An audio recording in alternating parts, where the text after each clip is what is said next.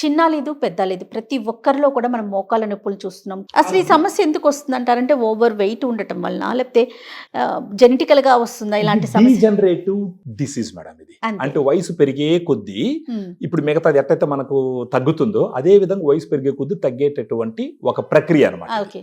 So దీంట్లో first ఆ గుజ్జు కరగుతుంది అన్నది గుర్తించాలి. ఫస్ట్ చేయాల్సిన పని ఏంటి, ఆ గుజ్జు పూర్తిగా కరిగిపోకుండా ఫస్ట్ దానికి ఆనకట్టేయాలన్నమాట.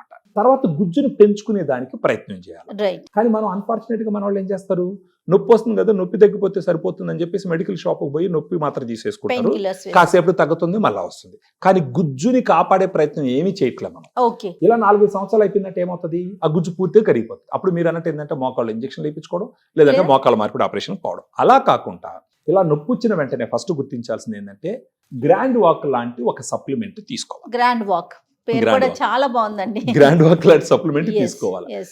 ఈ సప్లిమెంటే ఎందుకు తీసుకోవాలని మీరు నన్ను అడిగినారనుకోండి, దీంట్లో 8 రకాల సప్లిమెంట్స్ ఉన్నాయి మేడం. మ్మ్. ఒకటి glucosamine 1500 mg, కాంట్రాక్టిన్ 1200 mg, collagen 40 mg, బోస్విలెసెరాటన్ 250 mg, పైప్రిన్ అనేసి 15 mg, ఆ తర్వాత కుర్కుమిన్ పసుపు నుంచి తీసిన ఎక్స్ట్రాక్ట్ Yes. 1500 mg, ఆ తర్వాత పైనస్ జెరాడిన్ బార్క్ ఎక్స్ట్రాక్ట్ అని ఉంటుంది, అది ఒక 100 mg. ఈ విధంగా 8 ఇంగ్రీడియంట్స్ ఉంటాయి దాంట్లో. ఓకే.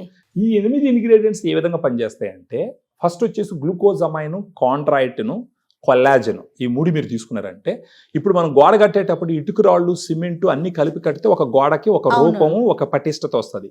అదే విధంగా ఈ గుజ్జు తయారవడానికి కూర్కుమిన్ అంటాం కదా, పసుపు నుంచి తీసిన ఎక్స్ట్రాక్ట్, Yes, ఇది yes. వాపును తగ్గిస్తుంది. మ్మ్. పైపెచ్చి ఏంటంటే ఆ గుజ్జుని కరిగించేసేటటువంటి కొన్ని చెడు కెమికల్స్ ని ఆపు చేస్తుంది, అడ్డుకట్ట వేసి. అంటుకట్టు వేస్తుంది. ఆ తర్వాత కాళ్ళు ఫ్రీగా మూవ్ అయ్యే విధంగా ఉపయోగపడుతుంది.